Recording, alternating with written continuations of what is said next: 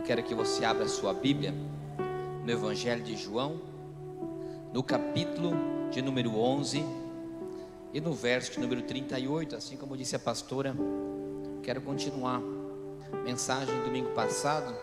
Se você não assistiu, não esteve, pode buscar nosso canal. A mensagem chama Sem Visão. E essa mensagem eu quero chamar Sem Vida. Relata 2 milagres que estão no Evangelho de João.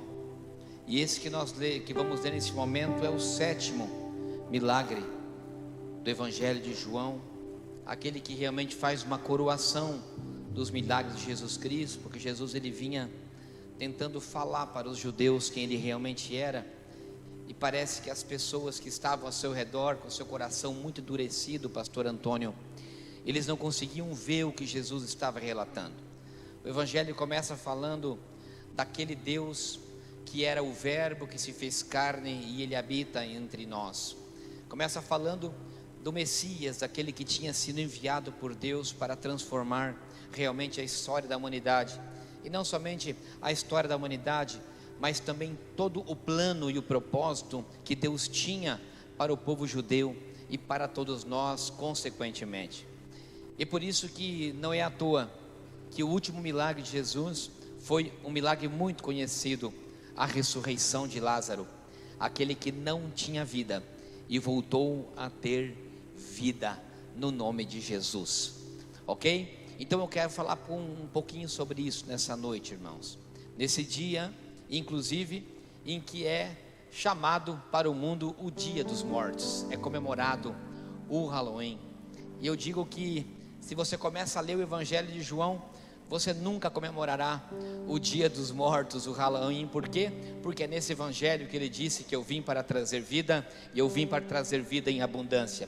É nesse mesmo Evangelho em que ele diz: eu sou a luz do mundo, e aonde habita a luz não há trevas. Então eu creio que o nosso Deus é um Deus de luz, é um Deus de vida.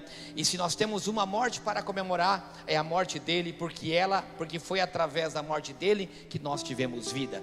Então essa é a única morte que nós podemos comemorar. Então nesse dia, já quem sabe para ser rebatido por alguém que me ouve, eu digo não ao Halloween, não ao Halloween. Por quê? Porque o meu Senhor é um Senhor de vida, amém?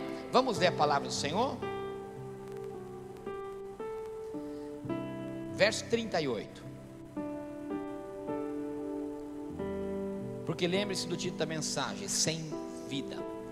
E a pastora falou um pouquinho aqui, na mensagem dela, falou: se você realmente tem uma área da sua vida que está morta, se tem algo que você que precisa realmente ressuscitar, eu te falo que você está no lugar certo nessa noite, no nome de Jesus. Vamos ler a palavra? Diz assim: e então Jesus, comovido profundamente em seu interior, foi ao sepulcro. E o sepulcro era uma cova na qual havia colocado uma pedra na entrada. E Jesus disse: tirai a pedra. Mas Marta, irmã de que morrera, lhe disse: meu Senhor, já fede, pois faz 4 dias que morreu. E Jesus lhe disse: não te disse que se credes, verás a glória de Deus? E uma vez tirada a pedra, Jesus levantou os seus olhos ao alto e disse: eu te agradeço, Pai, por ter me escutado. Eu sei que sempre me escutas, mas digo estas coisas por causa dessa multidão que está aí, para que creia que tu me enviaste. Quando disse essas coisas, gritou em voz forte: Lázaro, venha para fora. E o que estivera morto saiu com as suas mãos e os seus pés envolvidos com ataduras, e o seu rosto envolto como um sudário. E Jesus lhe disse: desatai-o e deixai-o ir. Amém? Feche seus olhos, ensine a sua cabeça, que eu quero fazer uma oração. Mas Pai, no nome de Jesus, eu quero, Senhor, apresentar essa palavra. Papai, nós sabemos quantos de nós que tem áreas da sua vida que estão mortas, e que essa palavra, Senhor, vem de encontro, para que o Senhor possa restaurar e ressuscitar nessa noite aquilo que esteja morto, para nós que estamos aqui, para aqueles que me ouvem pela rádio, para aqueles que me assistem pela internet e para aqueles que ainda ouvirão essa mensagem, no nome de Jesus, e todos dizemos amém. Queridos, assim como disse, quando o Senhor colocou essa mensagem no meu coração, eu estava fazendo um culto sozinho, indo de viagem para Assunção, e o Senhor começou a ministrar algumas coisas no meu coração, e me fez lembrar dessa passagem, porque eu ainda estava pensando sobre a mensagem do domingo anterior, de que a gente precisa realmente ter uma nova visão, um novo direcionamento, porque às vezes a gente fica tão perdido e tão cego na vida, que se não for o Senhor nos guiar e nos direcionar, a gente acaba travando na vida e parando na vida. E eu ainda pensando naquela mensagem, ouvindo ali alguns louvores, o Senhor começava a ministrar no meu coração o sofrimento do que é a morte. Por quê? Porque eu vinha ali ainda pensando, né, sobre a situação do bebezinho, do nosso Isaac, né, que já é filho de toda a igreja, né, ali está o nosso obreiro Pascoal, que está com o bebê lá no hospital. Então eu estava pensando na dor que é você perder um filho. Eu nem imaginava a dor que o Pascoal poderia estar sentindo, com aquele medo de perder o Isaac. E ali eu estava falando com Deus, intercedendo pela vida do Pascoal, pela Vive, e o Senhor começou a ministrar sobre a morte no meu coração. E quando eu voltei de viagem, já pensando na mensagem, eu nem tinha me ligado que hoje seria o dia 31, o dia em que o mundo comemora o Halloween, que é uma alusão às trevas, à morte. E eu disse: nossa Senhor, como realmente essa mensagem ela vem no momento certo, porque uma grande maioria das igrejas hoje está pregando sobre a reforma protestante, né? Sobre o que foi a reforma, o nascimento da nossa religião, da nossa ramificação evangélica, da luta pela liberdade. Nós já fizemos um estudo aqui na igreja. Se você imaginar, irmãos, os cristãos daquele século, do começo, que começaram a lutar contra um sistema religioso, contra a Inquisição, contra uma igreja que vendia as bênçãos para o seu povo, de um povo que era perseguido, como Pedro Valdo, que foi antecedente de Lutero, que se escondia nas montanhas com toda a sua família para poder adorar o Senhor, de pessoas que memorizavam a Bíblia, porque as Bíblias eram arrancadas das suas mãos. Então, irmãos, assim, nós imaginando ser cristão hoje, irmãos, é muito fácil. Ser cristão hoje é muito light. Ser cristão hoje, até brinquei lá, até a pastora Marcela curtiu, digo assim: meu Deus, hoje é tanta live, hoje é tanta mentoria, hoje é tanta bênção em cima do púlpito, que as pessoas hoje não querem sair desse mundo, quer viver tanta bênção aqui, que esquece um pouco que existe um reino celestial, existe uma vida após a morte. Naquilo que Paulo disse com tanta ênfase, que o morrer para ele era lucro, desejar a morte para ter um ganho. Irmãos, é muita convicção, e parece que na igreja de hoje as pessoas têm medo da morte. E eu queria falar um pouco hoje sobre a morte. Eu queria começar falando sobre a morte. Por quê?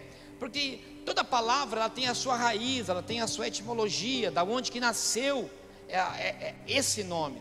E eu queria relatar para vocês verem quão interessante, quão tremendo é isso que você leva aí na sua mão, a Bíblia. A etimologia da palavra morte, ela tem algumas raízes. Se eu soletrar de maneira errada, irmãos, não ligue para isso. Eu quero que você se atenha ao que significa cada significado da palavra morte, lá nas suas raízes iniciais. A primeira que eu queria ler, que se chama mutar, que se chama perecer, o significado. A outra é napau, que significa cair. Vai analisando isso, irmãos. Vai analisando para a sua vida espiritual, você não como um homem carnal, como um homem e como uma mulher espiritual. O primeiro, então, eu disse, significa perecer. A segunda raiz da palavra napau significa cair.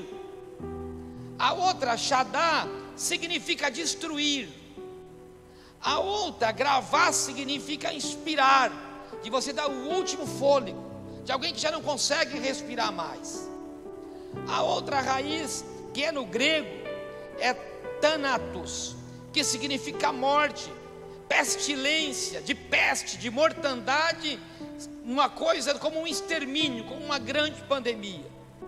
Inclusive desse último nome sai algo que se estuda a psicologia, que eu vi lá, que é o tanatologia, ou tanatologia, não sei como a psicologia isso significa, porém é o estudo do que a morte produz na vida de alguém. Aí eu entendo um pouquinho quando eu tive essa pequena experiência, quando meu pai foi falecer, que eu fui levado para falar com uma psicóloga, para falar de um tratamento chamado paliativo. Por quê? Porque toda pessoa que ela está por morrer, ela sofre, e não somente ela, aquela pessoa que está morrendo, e depois que ela morre, ela acaba trazendo resultado e consequências pela perca que ela foi, importante para as pessoas que estão ao seu redor.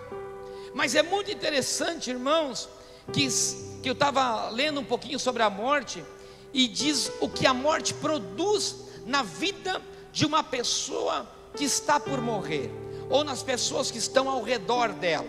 É muito interessante. Eu peguei 5 coisas somente, eu quero ler para você. A primeira coisa que a morte produz numa pessoa que está por morrer, ou nos familiares, nas pessoas que estão ao redor, ela produz que é algo chamado negação. Essa pessoa ela começa a negar, ela começa a dizer: não, isso não está acontecendo comigo, não, eu não vou morrer, não, ainda tem jeito para isso que estou passando. A primeira coisa que ela começa a fazer é negar a morte que está decretada sobre a vida dela. A segunda coisa é a raiva. Começa a produzir uma raiva naquela pessoa, dizendo: olha, por que é que isso está acontecendo comigo? Tudo que está acontecendo ao redor começa a produzir algo chamado ira, e também uma revolta contra tudo que está acontecendo na sua vida. 3, começa a haver um momento de negociação. É como se aquela pessoa começasse a buscar situações que ela viesse a negociar, para que ela conseguisse ter um prazo mais de vida, ou quem sabe ela entra num estágio que eu comecei a ler de busca de Deus. Alguém que nunca teve uma procura de Deus, ela começa a fazer propósitos com Deus, dizendo: olha, se eu me curar, eu vou fazer tal coisa.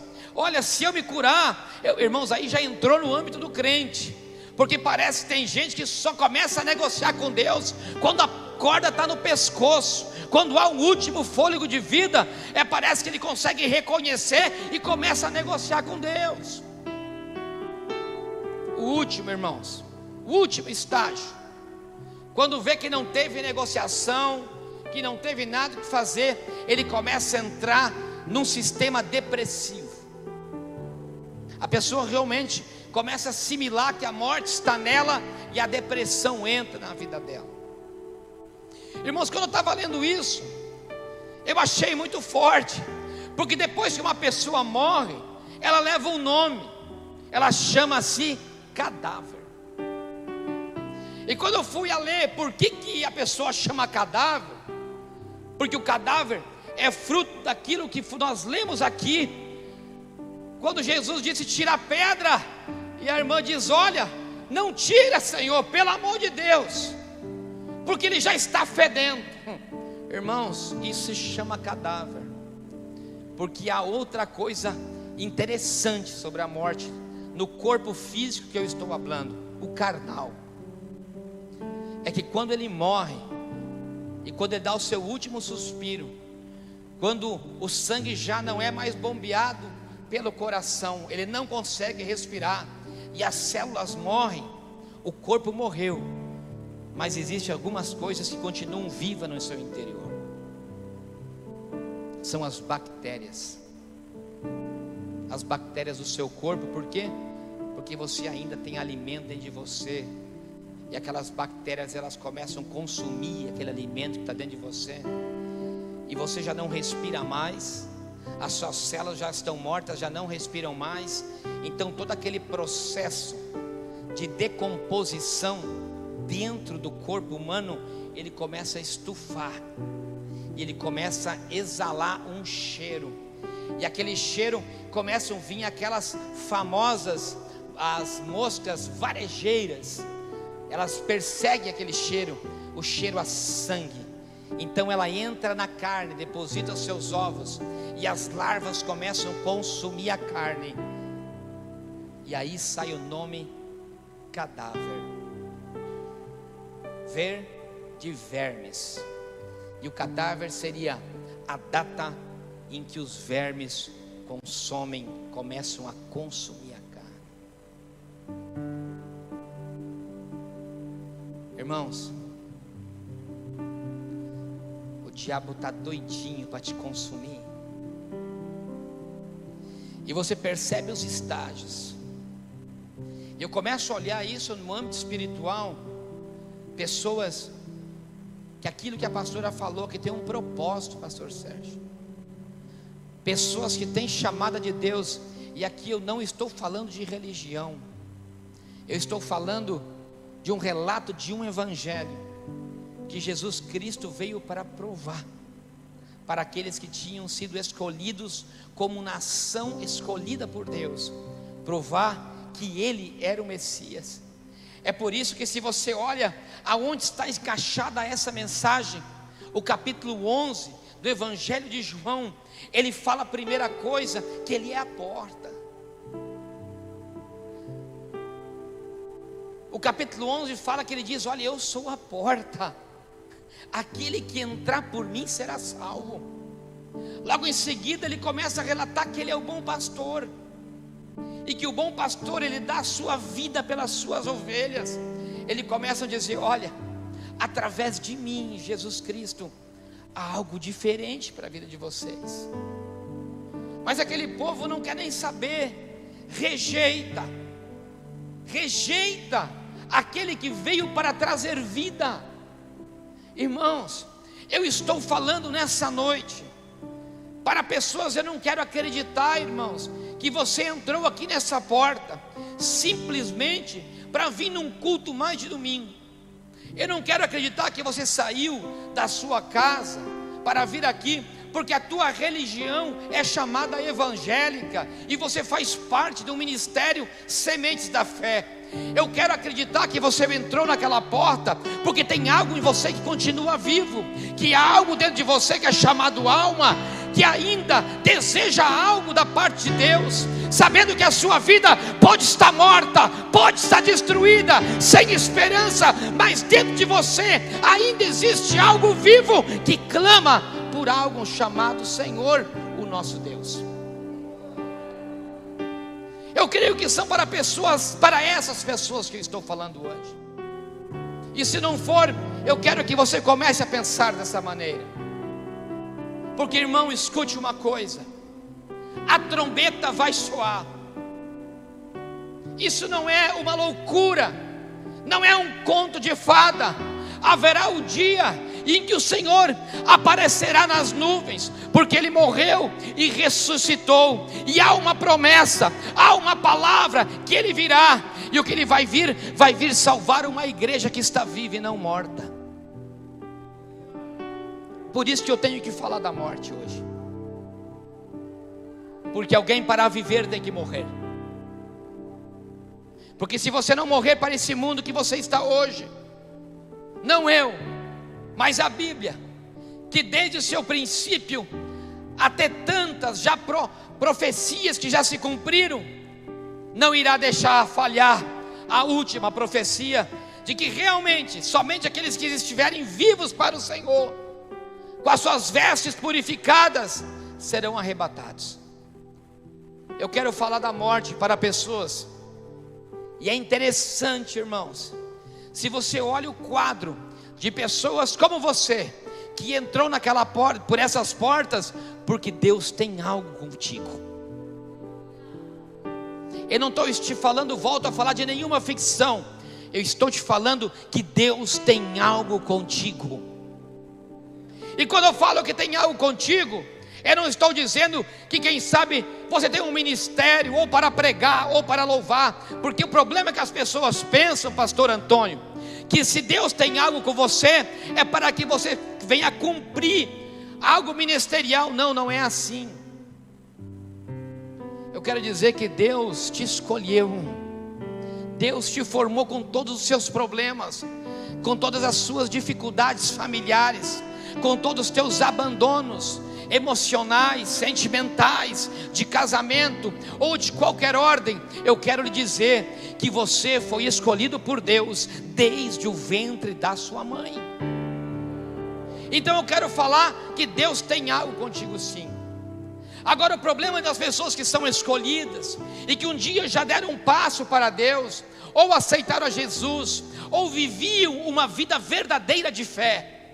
Sabe aquela pessoa que realmente adorava a Deus, que tinha uma alegria no seu interior? Ou eu vou trocar a palavra, uma pessoa que era viva, uma pessoa que vivia, que tinha um sorriso no rosto, independente dos seus problemas. Uma pessoa que ela adorava abrir a sua Bíblia e ler, porque havia alegria quando ela lia a palavra, havia alegria quando ela ouvia um louvor, havia uma alegria na sua vida somente em estar no seu trabalho, aonde ela estava no supermercado, aonde ela estava no hospital, ou aonde ela estivesse, havia uma alegria, porque o Espírito de Deus vivia dentro dele, e aquilo lhe trazia alegria. O problema é que a igreja tem se encaminhado para uma depressão espiritual. E eu falo com muitas pessoas, irmãos, que eu conheci um pouco do seu passado, e que realmente eram chamas vivas. Eram chamas vivas. E quando eu falo de chama, não é do fogo do reteté, é que você via que o fogo do Espírito vivia no seu interior.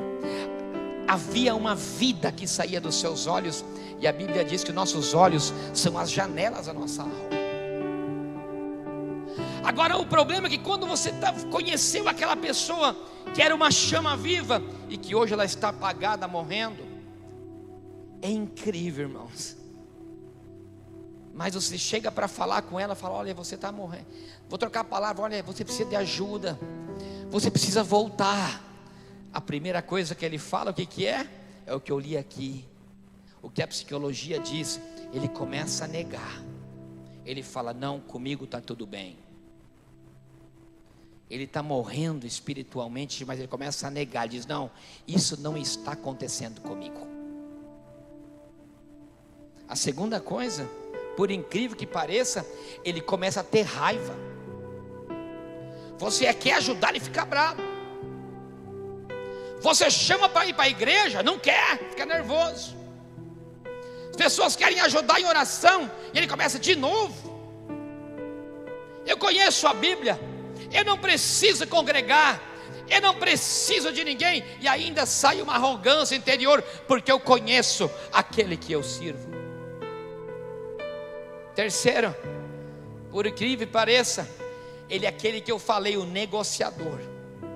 Ele fala: Senhor, eu faço um pacto contigo, porém eu quero tal coisa e tal coisa. Eu volto para a igreja, mas se tu fizer na minha vida isso. E o último estágio, irmãos, depois disso, depois de toda essa morte que está rondando a sua vida, ele entra numa depressão, irmãos. Mas aí não é somente a depressão física, a depressão espiritual, porque a chama realmente se apagou. E o último estágio, quando ele viu que ele está morto, ele entra numa depressão. Meu irmão, não deixa a depressão espiritual querer te pegar, porque é isso. Eu amo o Evangelho de João, porque ele é tão claro, tão objetivo, e é por isso que ele relata. Jesus diz no Evangelho de João: o diabo não veio senão para matar, roubar e destruir. Ele veio para roubar, ele veio para matar, e ele veio para destruir. Ele traz a etimologia da raiz da palavra: morte, destruição. morte verdadeira. Mas eu quero te dizer nessa noite que hoje nós estamos aqui com uma palavra de um Jesus que veio a ressuscitar aquele que estava morto. E eu creio no poder da palavra. A morte.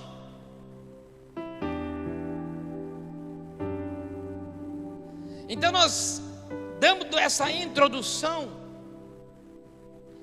A palavra morte, que significa destruição, como nós lemos, cair, uma pestilência, uma cova, em que fala de destruição, em outras palavras, e sintetizando, o que para o mundo, olha só, isso é tremendo, irmãos, o que para o mundo é destruição, o que a morte para o mundo significa o fim, aquilo que diz, para mim não tem mais jeito, para a Bíblia, essa que eu impunho nas minhas mãos, e que estão nas tuas mãos, significa separação. Em que o mundo chama de destruir, a Bíblia chama de separar. Então você percebe, irmãos, e eu quero começar lendo Eclesiastes 12:7, que diz assim: o pó volta à terra e o espírito volta para Deus.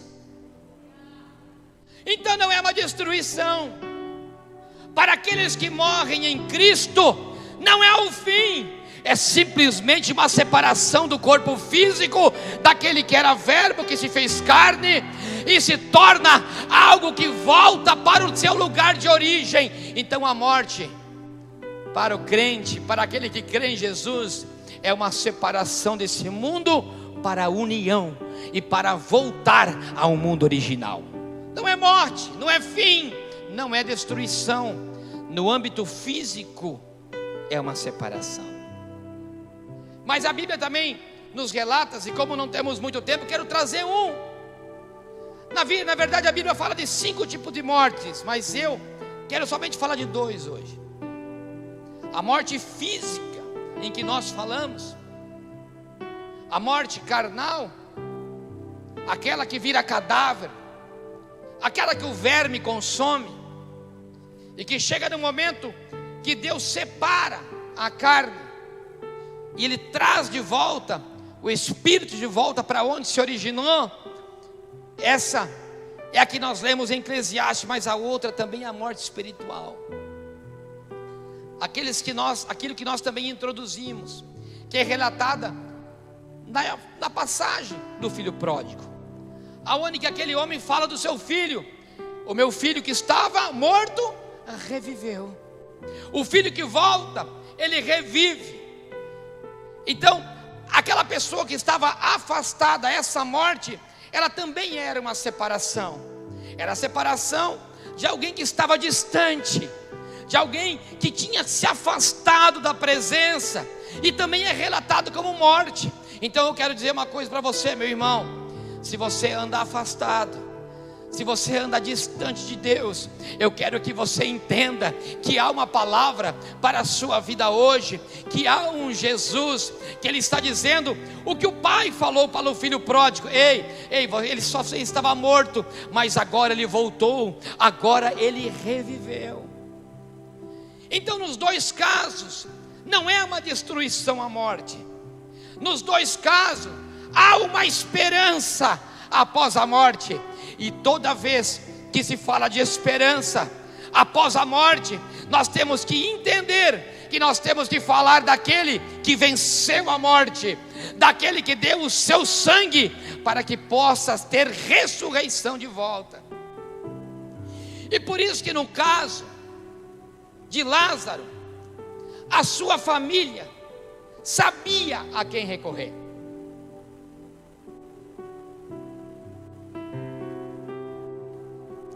Como vocês sabem, meus irmãos, se tem alguém, se tem uma casa que era ponto de passagem e de parada do Senhor, e se tinha alguém, quem sabe, separado do ministério, dos discípulos de Jesus que era um amigo, porque sempre é assim, irmãos.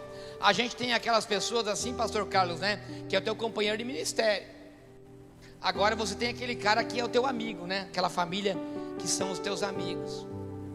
E a família amiga de Jesus era Lázaro. A cidade aonde Lázaro morava, Betânia, era ponto de passagem. Era, sabe aquela coisa, fala assim, ó, eu vou passar aí na tua casa. Eu imagino Jesus ligando para Lázaro, pegando o celular, mandando um WhatsApp, dizendo, ó, estou passando aí, prepara aquela carninha lá, pastor Carlos, prepara aquele short hip, que eu estou chegando. Ó, e outra coisa, além daquela comidinha maravilhosa, prepara uma caminha que eu vou dormir aí hoje, porque eu estou de passagem. Isso era Lázaro para Jesus. Isso era Marta, isso era Maria. Então eles sabiam na intimidade quem Jesus era. Eles sabiam do que Jesus era capaz.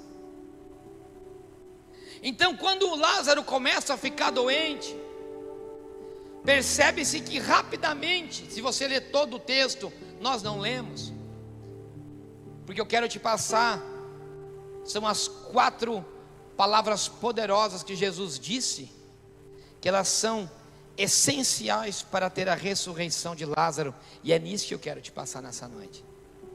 O que Jesus disse para que Lázaro ressuscitasse. Queridos, quando Lázaro começa a morrer, e as irmãs veem que a coisa estava feia para o lado de Lázaro, a primeira coisa que elas falaram foi o seguinte: olha, vamos mandar chamar Jesus. Ah, ele é meu íntimo. Irmão, isso me soa tão familiar. Ah, Jesus é meu íntimo, meu chegado. Quando eu precisar dele, ele vai vir rapidinho, ó, porque eu sou ó com aquele ali.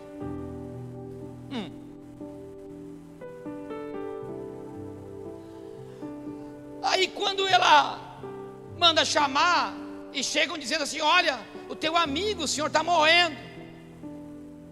Aí ele diz assim: espera um pouquinho, agora eu não posso ir, agora estou ocupado. Agora eu não posso, meu filho, estou fazendo uma obra aqui, não posso largar tudo porque vocês querem. Você vê que tem uma que entendeu, a outra ficou brabinha. Ele estava numa distância de alguns quilômetros, não era tão longe, mas aproximadamente 30 quilômetros. Podia fazer a pé em um dia, mas diz que ele demorou 2 dias para chegar. Eu imagino aquela crente lá de casa, que começou a falar assim: Jesus se esqueceu de mim. Olha só, eu chamei, eu orei, eu busquei, mas Jesus já não olha mais para mim. Sabe aquele sentimento que você foi esquecido? Aquela sensação de que parece que a coisa não vai acontecer. E pior, a vaca vai para o brejo. Já não dá mais tempo de voltar atrás. A carta de divórcio apareceu na mesa. O resultado do médico com a sentença já chegou. Já é tarde, você já busca, e a presença ela não vem mais. Aí há um grande problema, que a raiva começa a aparecer. O sentimento de abandono começa a aparecer. Mas não é. Entenda que tudo isso tem um propósito da parte de Deus. Ei, meu irmão e minha irmã, eu quero dizer uma coisa nessa noite: a luta que você está passando tem propósito de Deus. Quem sabe você pode ter dado uma relaxada, mas eu estou falando com pessoas que estão no lugar certo. Você não entrou aqui por acaso. essa palavra está vindo para você, não é por acaso. É para te ensinar que essa luta vai passar, que esse vale vai passar, porque o dono da vida está aqui nessa noite. Então Jesus chega e começa a falar algumas coisas. Ei, a primeira coisa que ele fala no momento em que ele não pode atender, ele está dizendo para o discípulo: ei, fica tranquilo. Ei, meu irmão, está dizendo para você, ó, fica tranquilo, que isso que está acontecendo não é para a morte. Ei, fica tranquilo, não morreu, só está dormindo. Essa é a primeira coisa que nós vemos um pouquinho antes do que nós acabamos lendo. Ele diz: ei, não se desespera, fica calmo. Eu não estou vindo agora, mas ainda não morreu. Quero dizer uma coisa para você, irmão. Aquela sentença na justiça que você tem, que você acha que já perdeu, ei, espera só mais um pouquinho. Sabe aquele casamento que você disse que já foi para o vinagre, que já não tem mais jeito? Ei, eu só estou dizendo, ei, espera só mais um pouquinho. Tenha um pouco de paciência. Sabe aquela doença que está te perseguindo? Ei, só estou te dizendo, ei, não é sentença. Calma, só um pouquinho. Essa é a primeira coisa que Jesus quer dizer para a igreja. Ei, te acalma. Só fica um pouquinho esperando. E aí Jesus chega, e você percebe como realmente tem pessoas que reacionam de maneiras diferentes ao entorno de uma morte. Você percebe que Maria, ela vai correndo aos pés do Senhor e diga: Senhor, o teu amigo morreu. A outra ficou em casa chorando as suas lágrimas. Perceba que uma, quando percebe que Jesus está aparecendo, quando percebe que tem uma luz no fim do túnel, a primeira coisa que ela faz é ir e se jogar aos pés do Senhor. Isso é tremendo. Enquanto que tem pessoas que são ressentidas, tem pessoas que acham que a coisa já não vai acontecer e se retraem com um sentimento de amargura, tem pessoas que ainda dizem: eu ainda tenho esperança naquele Jesus. Entenda isso. Ei, meu irmão, descruza os teus braços. Ei, luta por aquilo que está morto. Ou melhor, como disse ele, só está dormindo na sua vida. Ei, não seja como Marta, não se retraia. Ei, seja como Maria hoje. Vai de encontro e se joga aos pés daquele que anda vindo e tem vindo ao teu encontro. E você percebe que algo acontece. Quando aquela mulher se joga aos pés dele, diz que ela é movida de uma grande compaixão, e as lágrimas correm dos olhos de Jesus. E ali é tão lindo, porque é o versículo mais curto da Bíblia, que tem duas palavras e uma letra. Ele diz assim: e Jesus chorou. Ei, irmão, isso é tão lindo, irmãos. Sabe por quê? Porque quando você pensa que Deus, Jesus, na sua santíssima trindade, junto com o Espírito Santo, parece que é só algo espiritual, João relata com tanto carinho, dizendo, e eu volto a repetir o que disse no começo: o verbo se fez carne e habitou entre nós. Ei, meu irmão, saiba de uma coisa, que Jesus, Ele sente tudo que você sente. Sabe a tristeza que você tem dentro de você, que a tua alma chora?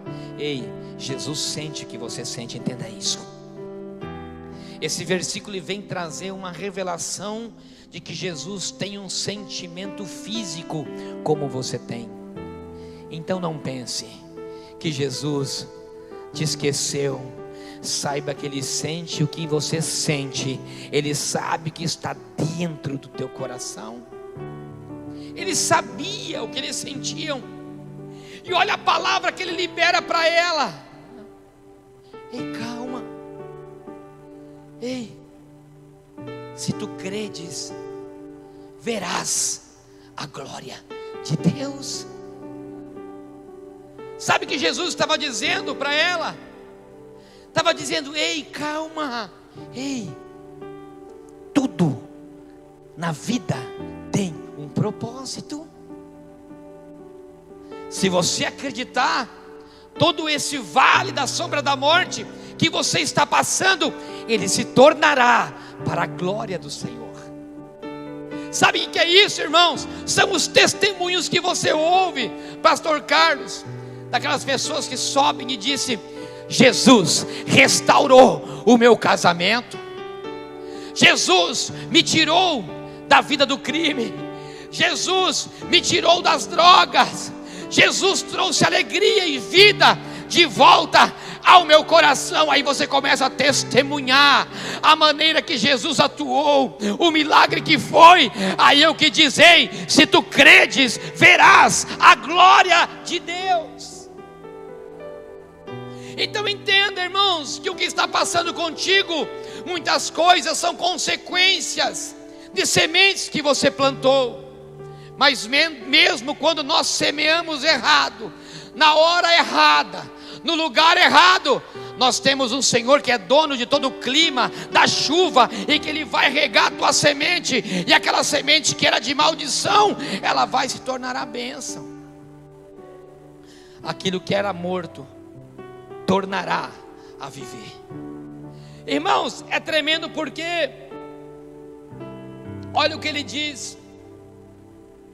A primeira coisa que ele diz, ele disse: tira a pedra. Quando ele chega de frente para onde está o morto, o cadáver, o defunto que já estava fedendo, em que o verme tinha consumido, e isso é tremendo, irmãos, que quer dizer mesmo que você esteja perdido na imundícia do pecado, ainda há esperança para a sua vida. Mesmo que você tenha afastado do Evangelho, mesmo que você tenha renunciado a Jesus e ter se jogado de novo num charco de lama com os porcos, assim como o filho pródigo, a primeira coisa que está dizendo, ele chega de frente para o defunto, para o cadáver que já estava sendo consumido pelos vermes.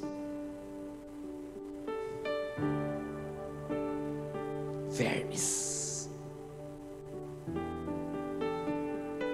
A primeira coisa que Jesus disse para quando ele chegou em frente àquele cadáver, ele disse: tira a pedra.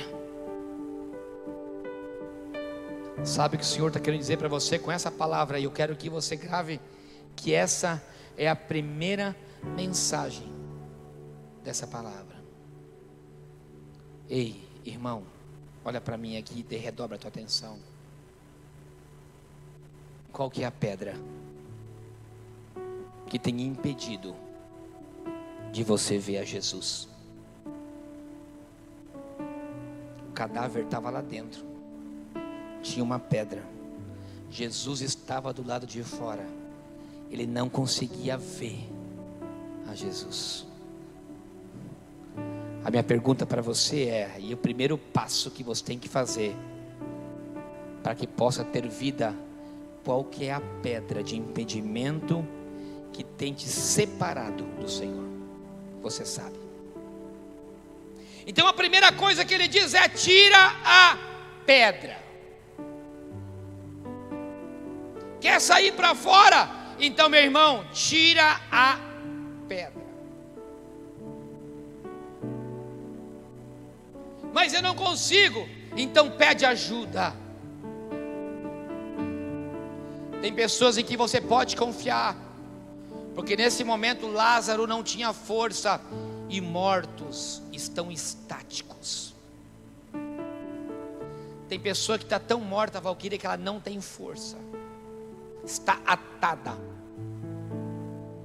Ei, mas saiba, porque por mais que você esteja morto, por lado de dentro existe uma Marta, existe uma Maria que está buscando a Jesus por você. Existe uma Marta, existe uma Maria que se joga aos pés de Jesus e que vai trazer Jesus de volta para você. Irmãos, a batalha espiritual, a oração e a intercessão das pessoas que você nem imaginam que oram por você, por exemplo, de um pai para a vida de um filho, de uma esposa para um esposo, de um esposo para uma esposa, é a Marta e a Maria que atrai a Jesus de volta. Há uma oração intercessória, uma guerra espiritual. Só que chega num momento em que alguém tem que tirar a pedra. E na morte espiritual em que nós estamos falando, você sabe qual é a pedra que tem que sair da tua vida para você voltar a ver Jesus. 1. 2. O Senhor disse: e eu não te disse que se você acreditar, eu vou mudar as palavras, eu não te disse, ele continuava dizendo para elas, se você acreditar, você vai ver o que Deus vai fazer na sua vida. Ei, meu irmão, o segundo passo, além de você entender que você tem que arrancar algumas pedras e impedimento na sua vida, você tem que acreditar que a sua transformação não vai ser para a tua glória, mas será para o propósito de Deus. Entenda isso. Há um propósito e você tem que entender. Por isso que Jesus disse: se você acreditar, você vai ver a glória de Deus. Terceiro, ele diz assim: eu te agradeço, Pai, por ter me escutado.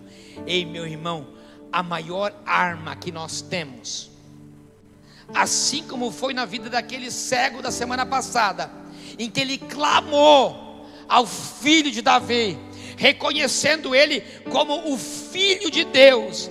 E o que é tremendo, se você ler o Evangelho de João, pastor Antônio, você vai ver que nos relatos anteriores a esse, nesse mesmo capítulo ele diz: eu e o Pai somos um.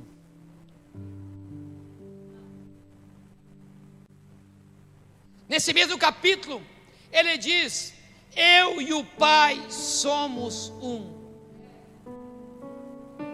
Ei, meu irmão, quando você clama a Jesus, você está clamando ao Deus soberano e todo-poderoso.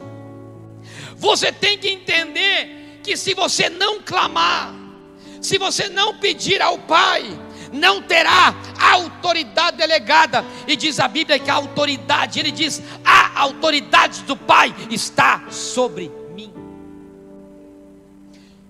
Irmão, se você não colocar Jesus como teu plano principal, como nome principal, as coisas não acontecerão. Por isso que a Bíblia diz que tudo que pedires, pedires ao Pai no nome do Filho. A tua oração tem que incluir o nome de Jesus. Então, se você ora pela transformação do teu filho, ora e decreta e diga: em nome de Jesus. Você ora pelo teu casamento, pela transformação do teu marido, então ora em nome de Jesus. Porque diz ele: o Pai me escutará. A tua oração tem que ser em nome de Jesus. Por isso, me desculpe outras religiões, com todo o respeito, não adianta você clamar para fulana, não adianta você clamar para o pai de não sei quem, ou para a mãe de não sei das quantas, porque somente há autoridade no nome dele. É o único que morreu e venceu a morte. Então, para ressuscitar, só tem autoridade delegada àquele que venceu aquilo que poderia ter destruído. Isso quer dizer que a autoridade de ressurreição no mundo espiritual e físico está somente dele, porque ele foi o único que venceu a morte. Entende?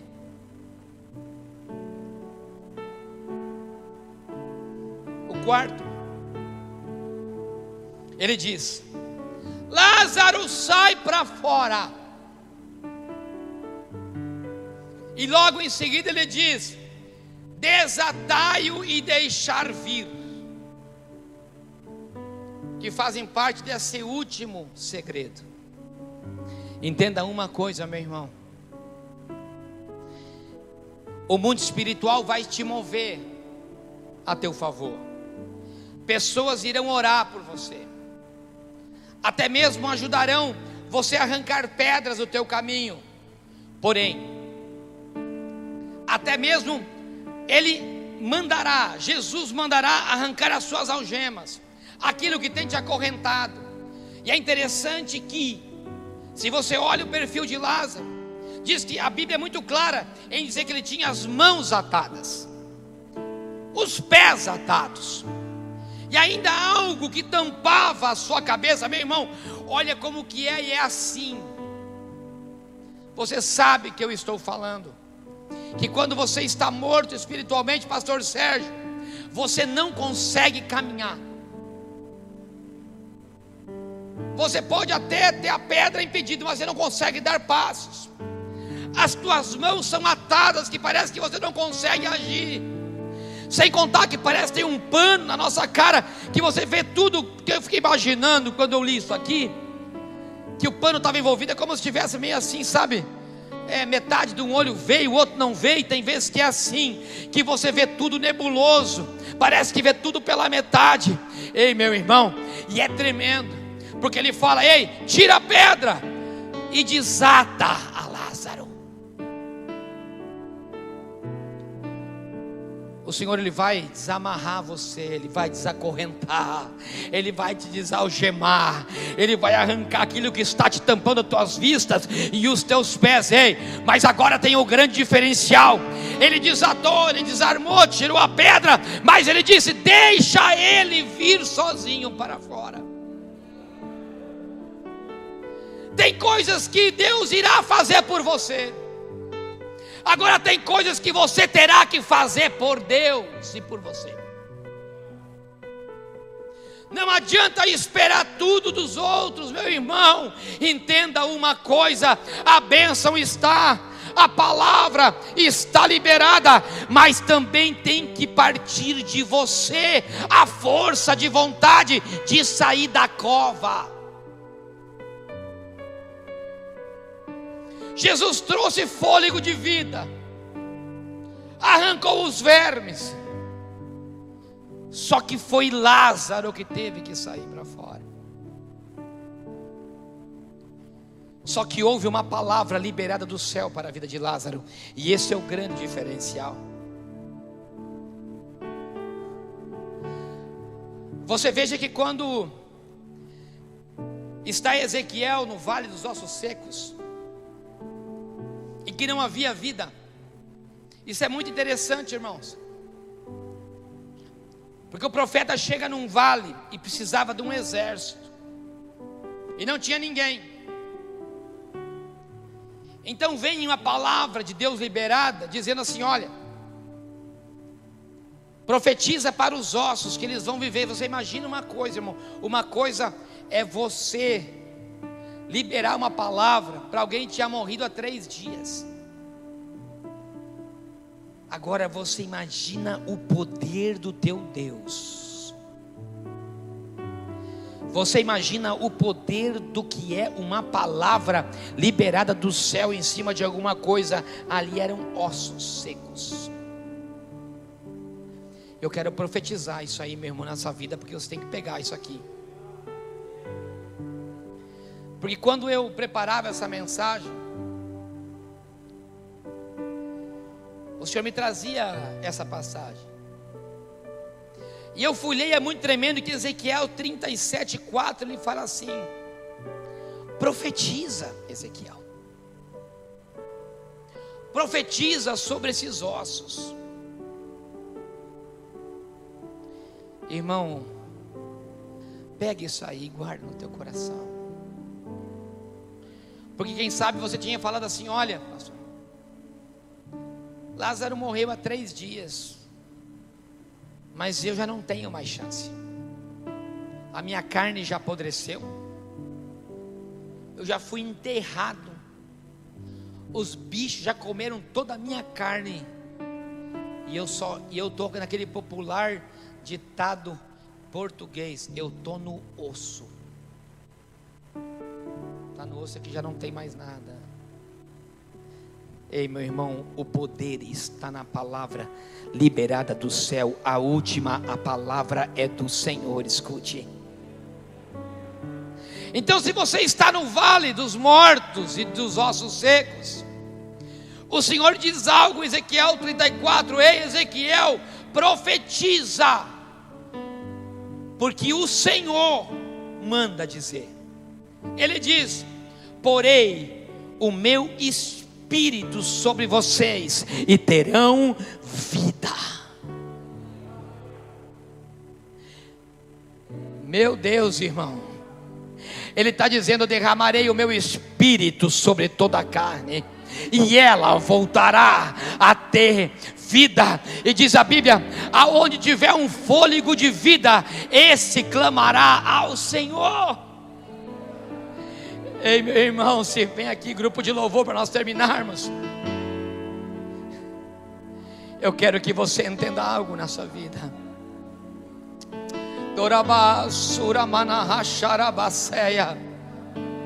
Eu não sei o que é que está morto na tua vida hoje, mas o Senhor manda dizer que você profetizará sobre esses ossos secos, e vida voltará sobre a sua vida. A mensagem passada você não tinha visão, o Senhor te entrega a visão, mas nessa o Senhor está te dizendo: não tem vida, vai voltar a ter vida no nome de Jesus. Os teus sentimentos estão mortos, voltarão a ter vida. A tua vida espiritual está morta, voltará a ter vida. As suas finanças estão mortas, voltará a ter vida novamente. A enfermidade tomou a tua vida para a morte, não, voltará a ter vida novamente, porque a palavra de hoje é de ressurreição para aquilo que estava morto. No nome de Jesus, fica de pé. Aleluia. Se você credes a palavra, verás a glória de Deus. Somente aquele que crê, comece a adorar o Senhor, porque a tua adoração, o teu clamor, ele transformará o céu. Ei, Jesus está dizendo: eu estou vindo, eu estou vindo de volta ao teu encontro. Eu não te esqueci, eu não te esqueci, diz a palavra.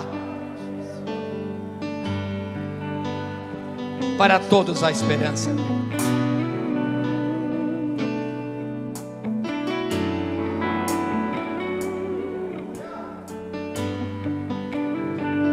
Enche esse ambiente,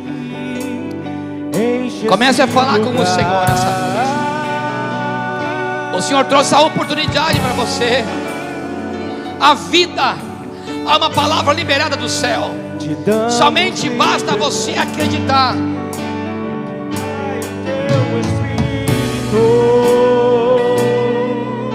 Olha o que diz essa canção. Enche esse ambiente. Agora feche seus olhos e levante sua mão. Diga: enche a minha vida novamente, Senhor. Enche a minha vida. Traga fôlego de vida.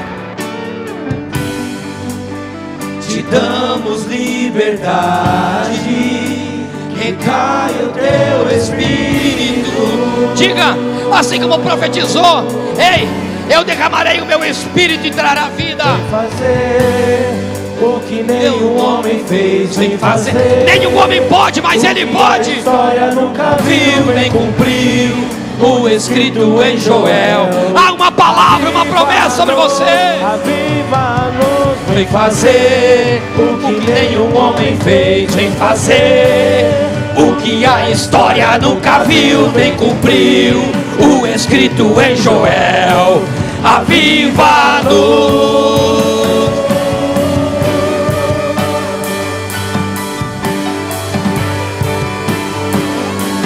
Decrete isso, diga: enche-me, Senhor, enche-me. Ei, é hoje a tua oportunidade. Não saia daqui como você entrou. Enche esse ambiente, enche esse lugar. Diga: enche-me, Senhor, enche-me. Ei, comece a respirar o Espírito dele de novo. Ei, começa a sentir uma mudança. Esse calor que você está sentindo aí não é à toa. Isso não é emocional. É a presença dele de novo sobre você.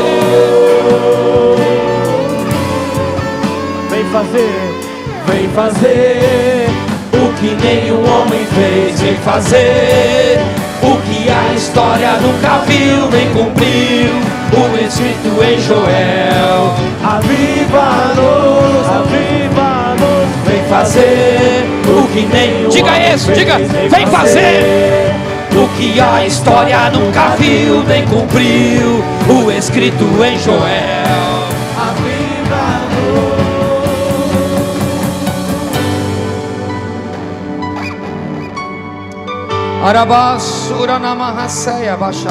Senhor, eu quero apresentar essa igreja nessa noite. Papai, eu não sei como nós entramos aqui, mas eu sei como nós sairemos. Nós sairemos, Pai, com uma palavra, com uma promessa delegada do céu. Papai, se há casamento morto aqui, o Senhor traga a vida. Se há pessoas infelizes, Pai, mortas em seus sentimentos interiores, Pai, começa a desatar agora no nome de Jesus. Comece a desatar agora. Papai, pode ser que o diabo tenha fechado a porta da cova, fechado a tumba. Pode ser que tenha decretado a inesperança sobre eles, mas a tua palavra diz: tira a pedra. Comece a arrancar, Senhor. Coloque anjos, papai, comece a arrancar. Eu posso ver assim como foi arrancado a tua pedra do teu túmulo. Anjos arrancando pedra de impedimento nessa noite, no nome de Jesus. Eu creio, Senhor, eu creio, Senhor. Que seja hoje, que seja agora. Vem derramar o teu Espírito. Que seja hoje, que seja agora. Vem derramar o teu Espírito. Isso, começa a clamar. Que seja hoje, que seja na igreja, agora. clama. Vem derramar diga isso, o teu Espírito. Que seja hoje, que seja agora. Vem derramar o teu Espírito.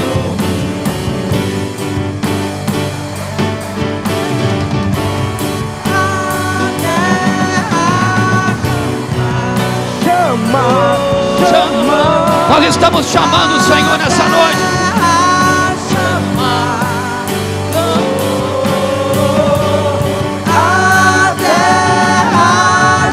Nós estamos clamando pelo teu socorro, Senhor. Nós estamos clamando, Senhor, nessa noite. Uma vez queremos ver o céu descer.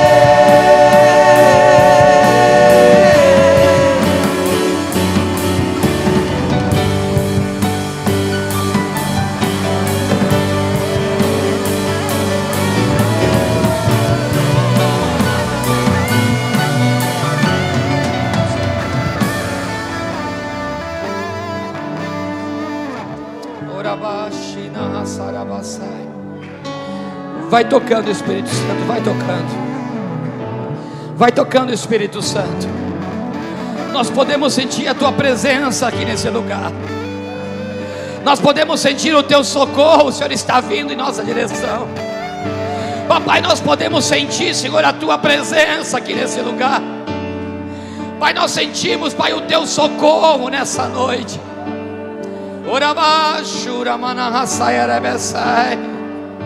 Nós clamamos, Pai, pelas famílias desse ministério.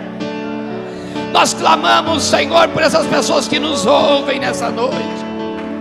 Pai, aqueles que estão com as mãos atadas, os pés atados, com a visão. Ah, Senhor, começa agora, papai, desatar um por um. Dorabai, Uramanamasei. Pai, decrete anjos agora em favor. Papai, decrete anjos, começa a cortar todo o laço agora. Todo laço, toda maldição que acorrentou essas vidas, toda maldição, toda obra de feitiçaria, toda obra de macumbaria, comece a quebrar agora, no nome de Jesus. Nós clamamos, papai, a terra clama, Pai, pelo socorro do céu. Que seja hoje, que seja agora. o teu Espírito, seja hoje, que seja agora. Vem derramar o teu Espírito, que seja hoje, que seja agora. Vem derramar o teu Espírito, que seja hoje, que seja agora. Vem derramar o teu Espírito. Coloque a sua mão no seu coração. Aleluia.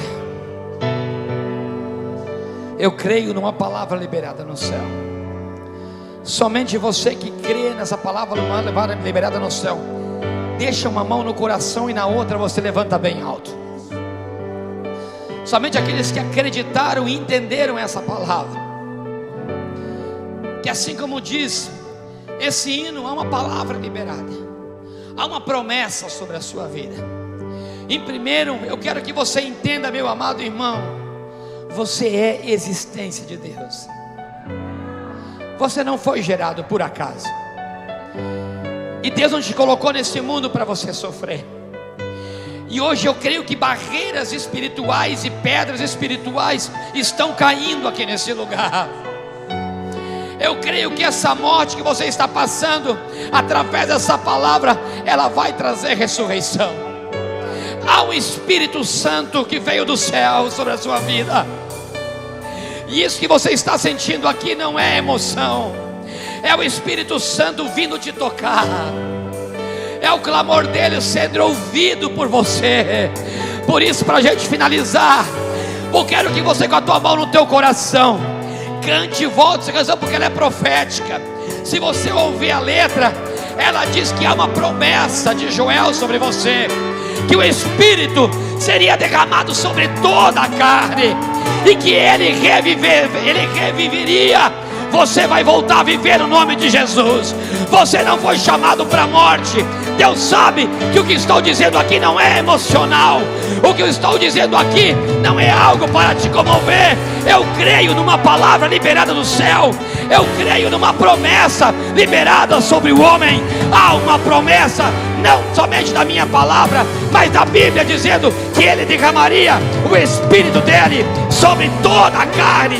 Toda a carne teria direito de vida, e nisso inclui você. Você está incluído nessa promessa, no nome de Jesus.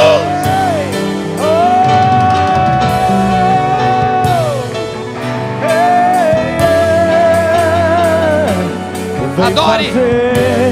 O que nenhum homem fez, vem fazer o que a história nunca viu, vem cumprir o descrito em Joel. Aviva-nos, vem fazer o que nenhum homem fez, vem fazer o que a história nunca viu, vem cumprir o descrito em Joel. Aviva-nos, vem fazer o que nenhum homem fez, vem fazer o que a história nunca viu, vem cumprir o descrito em Joel. Aviva-nos, vem fazer o que nenhum homem fez, vem fazer o que a história nunca viu, vem cumprir o descrito em Joel. Aviva-nos. Senhor, nós entregamos, Senhor, nossas vidas hoje em tuas mãos. Ouça, Senhor, a minha oração para finalizar esse culto. Papai, todos que entraram aqui nesse lugar, sem exceção, todos que me ouvem pela rádio, pela internet, que ainda me ouvirão, Senhor, eu quero te pedir, Pai, abre agora, Senhor, as janelas do céu e derrama o teu Espírito de vida, porque nós nos entregamos nas suas mãos, Senhor. Nós reconhecemos as nossas falhas, os nossos pecados. Pai, perdoa as nossas falhas, os nossos pecados. Pai, toda essa pedra de impedimento que tem feito com que nós não tenhamos acesso a Ti, mas através do poder da palavra, nós reconhecemos os nossos pecados e viemos diante da Tua face. Nos jogamos aos Teus pés, assim como fez Maria, clamando pela ressurreição daquilo que está morto. e eu creio no teu socorro, no nome de Jesus. A igreja diz amém.